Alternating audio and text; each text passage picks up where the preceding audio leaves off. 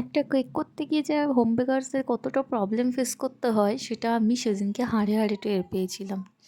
Actually কী হয়েছিল, এই কেকটা আমাকে অনেকদিন আগেই অর্ডার দেওয়া হয়েছিল, কিন্তু আমি একটু বিজি থাকার চক্করে আমি কেকটা দিনের দিনই করি।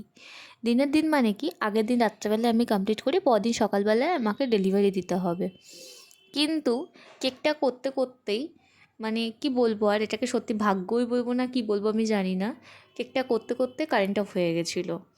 যার জন্য এটাতে পুরোপুরি না, আর এই কেকটা ছিল চকলেট ফ্লেভারের, ভেতরে ছিল ডার্ক চকলেট।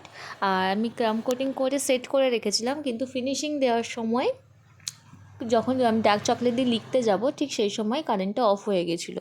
যার জন্য ডার্ক চকলেটের যে যে লেখাটা লিখতে গেছিলাম তখন সেটা পুরোপুরি মেল্ট হয়ে গেছিলো।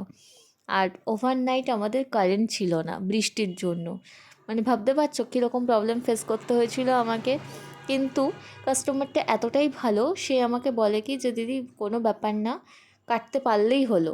কিন্তু কেকটা খেতে কিন্তু দারুণ হয়েছিল, মানে রিভিউটা এত ভালোভাবে দিয়েছিল। লাস্টে তোমরা অবশ্যই ছবিতে দেখতেই পারবে।